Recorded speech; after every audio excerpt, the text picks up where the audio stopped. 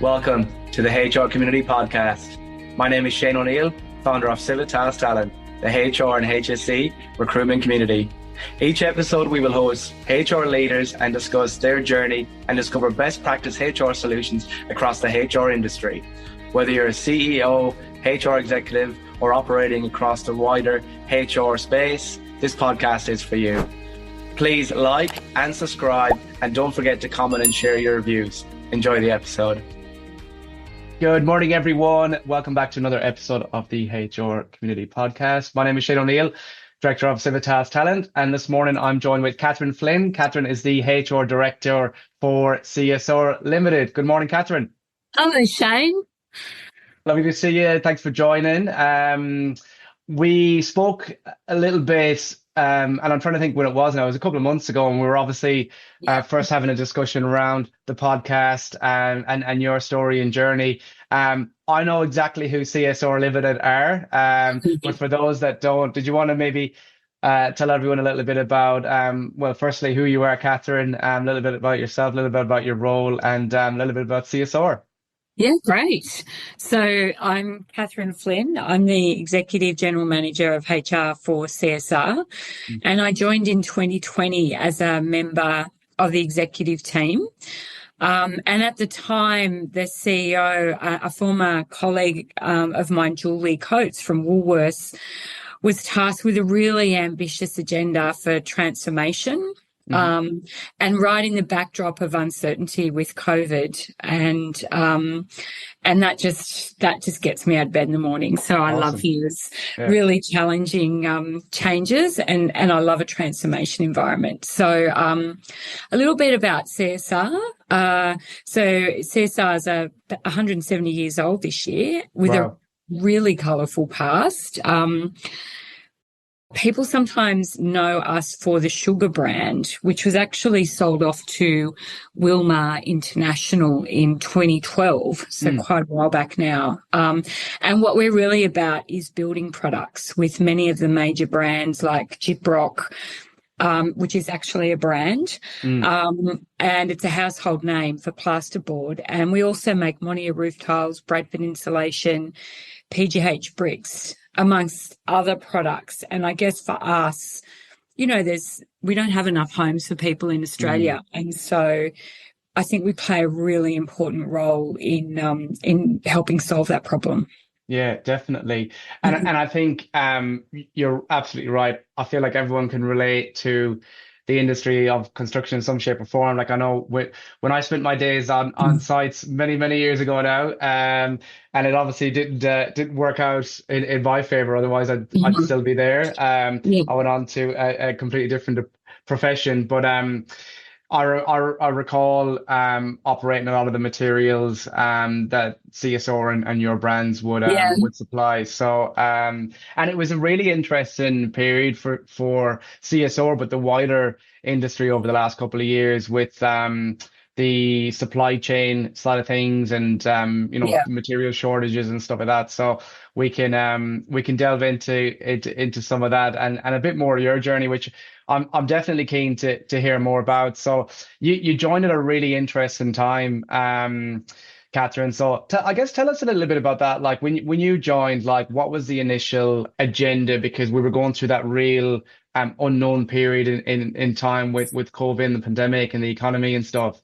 Well, I think the first thing was, so the board had tasked a new CEO with a really ambitious agenda for change and transformation. And the great thing was that she wasn't backing away from that. But the first thing we had to do was keep our people safe. Yeah. Keep our heads above water to keep our people employed, and then try and keep serving our customers. And so that remained our sort of guiding. They sound simple, but you know, in that period. And then the challenge that we were tasked with during those 4 to 5 years was taking an organisation that was really good at making and selling things, really good at making and selling really good things, to turning those things into solutions. Yeah. So being able to go to market to help someone build a hospital or build a school by bringing all of our products together into Mm. solutions. And so to unlock that opportunity, we had to implement or digitize many of our processes. Yeah.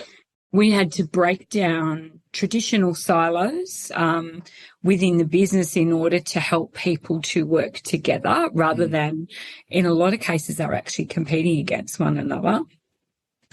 And we also had to come up with supply chain solution, and you touched on supply chain before. So that turned out, during those challenging few years of COVID to be really, I think, instrumental in our ability to continue to outperform.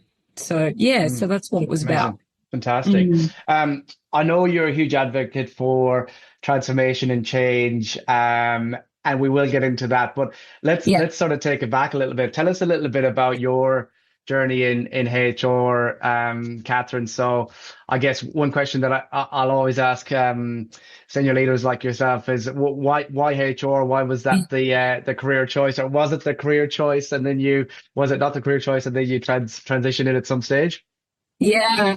Well, at first I didn't know, but what I did know was since I was a little kid, I actually did have an interest in workplace dynamics. So my dad was a shop steward. He still alive, but he was a fitter and he was a shop steward, and he used to bring home all these really interesting stories about workplaces and leadership and workplace dynamics and culture. And so I think I just always had that interest, and then woke up one day and realized that I wanted to do HR, which was called personnel management at the time. So, so that's what got me interested. Fantastic. And then from there, you've obviously worked in different industries, different brands, Yeah. different sectors. I mean, some of the major household names. I know we touched on CSR and Gyprock and those brands, but also Woolworths Yeah. there's a lot of brands that people can relate to there. So was there in that journey certain industries or brands that you started to target, or it all just kind of landed as it did, or? Yeah. I think some of it was a bit accidental and Mm, some of it was what I was drawn to. So I actually started out at Woolworths on a temp contract, mm, helping to recruit trainees, and ended up staying for 25 years because I just loved it and I still love it. I still love being in a supermarket or a yeah. warehouse. I love that environment. But also it's such a big and diverse organization.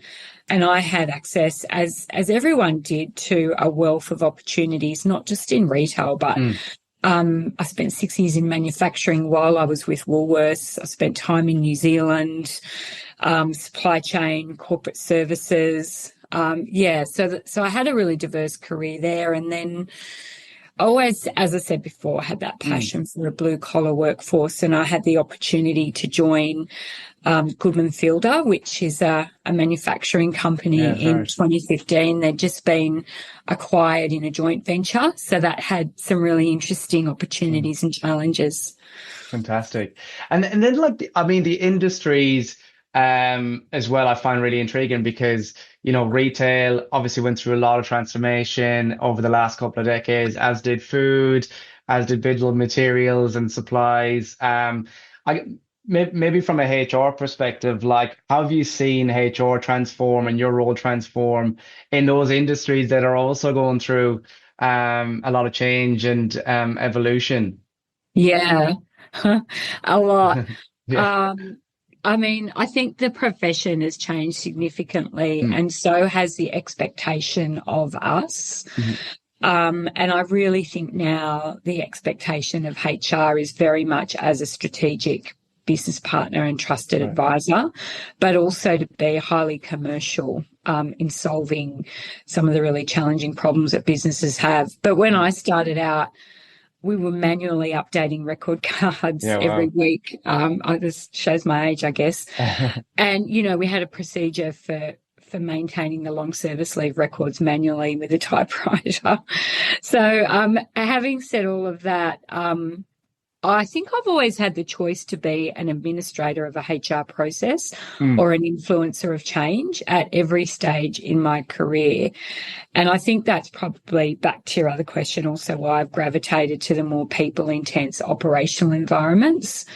And it's commonplace now that we have a seat at the table as HR professionals, and all of my team have a seat at the various tables that they're partnering as strategic partners. Yeah. And so I think, you know, for us, we still have that choice we can just maintain an even keel, steady as she goes, or we can keep challenging leaders' minds and the way businesses work for competitive advantage. And I'd prefer the latter. Yeah, definitely. And I agree with you. Like, I mean, there are some organizations, believe it or not, that are quite manual and paper-based. But, you know, I've seen over the last, definitely over the last decade, like that evolution of systems and technology that's really enhanced our role in HR. And I feel like, particularly in this kind of climate, there's a lot of businesses leaning into HR for more proactive and strategic solutions, whereas before absolutely. maybe didn't have that seat. Yeah. Yeah. Tell us a little bit about your I guess your change agenda. So I know we touched on it or maybe scraped the surface a little bit with your transformation and change advocacy. Tell us a little bit about that, Catherine, in terms of like your change agenda, transformation, you know, what's really sort of been part of your driving seat over the last couple of years. Well, I think it always starts with the business strategy. And I always ask myself, what's the culture and what's the capability that you need to deliver on the business agenda? Yeah. And then I think data is a really important tool for HR to be able to influence change. And I think when we're clear on what the business strategy is and we're working towards answering those two questions, what's the culture and what's the capability, you can then start to come up with some of the problem statements or hypotheses that might be getting in the way of getting to that place for the organisation, and test it with data. And I think benchmarking as well. So really looking at what does best practice look like, how are other organisations set up, and actually taking a really objective, data-driven approach to challenge traditional mindsets, because often, you know, change is hard, and leaders, I think leaders are really good often at taking care of their people, but maybe not having the tools to challenge the status quo. But when you can help with objective data to say, okay, we're doing it this way today, and it's possible to do it this way, and these are the numbers, I think that really, really helps. Yeah. Fantastic. And then you touched on a little bit of transformation at CSR at the beginning of the conversation. Do you find as well, with regards to that ability to influence and I guess take people along on the journey, I guess once people start getting used to the change, it becomes a bit more of a norm, and then all of a sudden your organization and its culture and the wider business starts to become a bit more of a you know, leniency towards change and be a bit more agile, I guess is the best way of putting it. Do you feel like maybe as well in your role and at CSR through that journey, like through the pandemic and trying to really redefine how you support your customers and your people, that was sort of setting everything up for your overall transformation and change?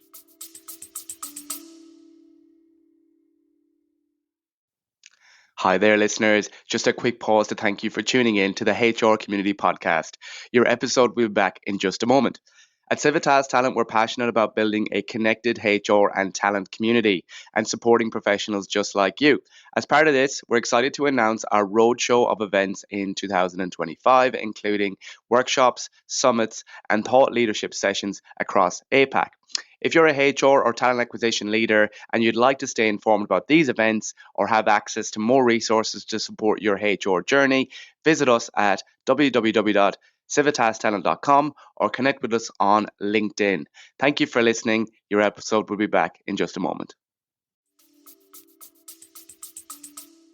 I kind of agree with you, and I kind of don't. I think Yeah, as human beings, we like comfort. we do. And we like safety. And so I think it's natural that people don't like change if they don't have to. But I do think you can build that muscle for change. And one of the things that we did that we're really proud of in implementing the digital, the supply chain, the customer solutions changes, we knew that we had to get through that layer. So we had our direct reports and then their direct reports. And we knew we had to get through that layer to start to influence a couple of levels down into the organisation. And what people do love is being developed and knowing that they've got a career and a future. So we combined the two problems, if you like, kill two birds with one stone. And we created the Change Leadership Academy at CSR, and we invited our people so it was it was an open invitation for people to sign up to the Change Leadership Academy. And then, and we worked with those people through self-leadership, through influencing skills, through how to lead and manage change. And then, we then created an alumni out of that group. Great idea, so that they're now really instrumental in leading change, and facing into change in the business. So, even though it's not necessarily comfortable, it's not as daunting. And so we're going to run that program again this year. But I really think, for me, culture change takes time and patience and perseverance, which I'm not a patient person, so that's not easy to wrap my head around sometimes, but it does take patience. I think understanding the as-is state is really important. So we've had some learnings around the importance of understanding the as-is state in order to help people get to the to-be state. And when we didn't do that, when we didn't do a good job of that, we didn't do as good a job of change.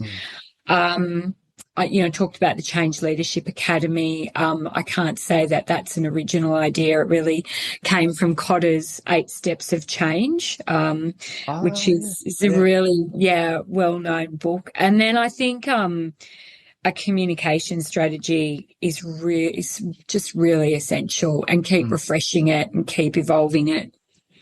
Fantastic, yeah. And I love the idea of the academy and as well how you described it, because it sounded like it was very open door policy, and it gave people that ability to not just learn and understand what's happening in the business from a change perspective, but also have a bit of a voice to get involved and to be advocates as well. So yeah, great incentive. The other thing I was going to ask you is, we talk a lot about change and transformation, and of course, some of that does come with challenges, both currently and into the future.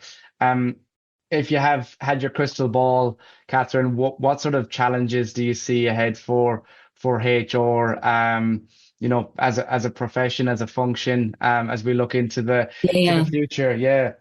Yeah, I think job design and work design is a competency that the HR profession talks about.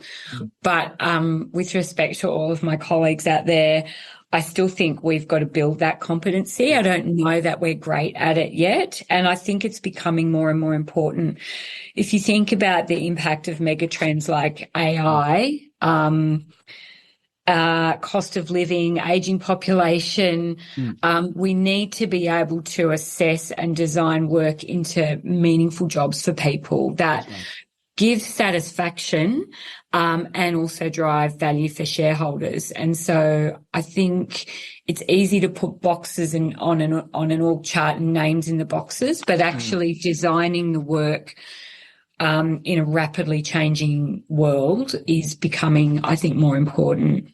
We've got the tools to do, job evaluation and come up with the right compensation. And as I said, design the org chart. But I think it's what sits beneath. So I think that's really important. So we've been trying some tools to improve our ability to do that. That's interesting. Yeah. And I know in my community, we had a workshop recently. I was telling you a bit about it offline where, there was some really interesting conversations in the room, and there was a great discussion on, I guess, the role in HR, or roles in HR. And you're looking at that sort of more junior process-driven role that's probably going to be most affected with the introduction of AI and further enhanced technology. And we've already seen that with, some organizations have your AI chatbots and your escalations level 1 and 2 being managed by that sort of process. But then it's also going to start creating and evolving different roles as well. So I guess that the role of a business partner can be real hands-on strategic, and I know it is, but often we get pulled back into the administration side at times in the reporting. So it's in some shape or form, it's sort of a risk to some roles and responsibilities, but also evolving others. And we'll see the introduction of new roles as well, as we have over the last decade with HR system and reporting roles and people analytic roles. I know you touched on data a few times there. So we're seeing that in the recruitment side of things as well. There's a lot of demand for data at the moment, and particularly from HR leadership through to your business partner and center of excellence. You need to be across data in some shape or form. Yeah, I would agree. And I think a lot of HR work is process and discipline, and often we can train our minds to think about tasks, but actually, to your point, to take advantage of AI and the availability of data, I think we've got to become, and it sounds easy, but more curious. And I think in HR and in other professions, we've got to get a lot better at asking questions. That's right. Whether we're asking questions of people or data, or whether we're asking really good questions of AI. So I think there's a real opportunity for the HR profession there to use that curiosity to find opportunities. Definitely, yeah. Like that was another thing that's sort of come out of a lot of conversations we've been having recently as well with the podcast and the workshops and other elements is HR have a great opportunity now to drive that conversation. Not just leave it to the tech team or the IT leaders. I think we've got a great opportunity now to take the reins with it. On that note, I guess, what advice would you give to any upcoming HR leaders, Catherine? I know we talked earlier in the conversation about your journey in HR, how much the profession has changed, how your roles have changed, how the organizations that you've worked in have transformed and changed, where you've been a huge part of that. So I guess for an upcoming HR leader now, they're already going to be hopefully upskilling in data and analytics and systems and stuff. But what advice would you give to those leaders that are sort of coming up the ranks? Yeah, absolutely. So my advice would be to go for the hard jobs.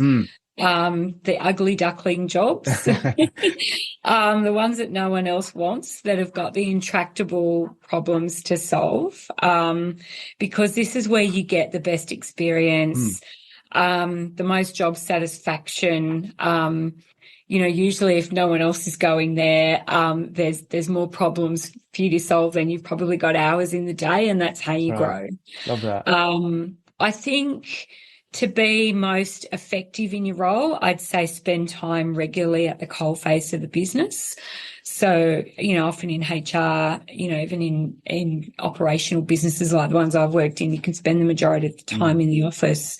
And especially if you're listed, there's a lot of governance work to do. But spending time out in operations or with customers, I think pays back tenfold on your time investment. And so I would also say have a small and reliable network that you can test your thinking. And this is another thing that always pays back and pays forward. So I'm really lucky with the organisations that I've worked in that, I've got lifelong friendships from those, but, I've always got to phone a friend. And then finally, I think, take the time to celebrate and find the joy in the really small wins. Whether that's onboarding a fantastic new talent or you get a phone call to say, hey, I thought that town hall was really great today. In my mind, these things are better than the awards nights and the trophy. That's so true. Yeah. Really, don't let those moments go by if you want to enjoy your HR career. Yeah, that's really good advice. Like all great piece of advice, and I love that last piece as well, as just in regards to that kind of more organic recognition along the way. And it's interesting because you talk a lot about networking and staying in touch with others in the field, and I think it sounds funny, but with all the technology and the systems and the applications that we have nowadays, it should seem like it's an easy thing to do, but it's almost like with the workload that we have, the fact that a lot of us work from home, work remotely as well, it's created a bit of a separation with the networking side or ability to connect with others. So being a phone call away is sometimes the more traditional but easier route. Yeah, absolutely. Great. Thank you so much, Catherine. I really appreciate you jumping on today. That was really insightful.